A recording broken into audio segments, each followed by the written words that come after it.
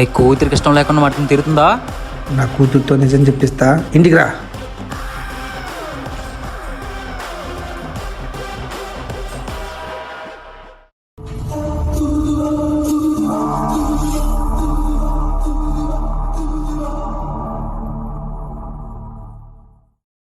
ఏరో తల్లి, కృష్ణ అంటే నీకు ఇష్టం లేదా?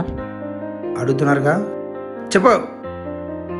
లేదు నాన్న, బావే రోజున వెంట తిరిగేవాడు. నిన్న బీచ్కి వెళ్దాం రమ్మంటే వెళ్ళా అంతే. ప్రాణం కన్నా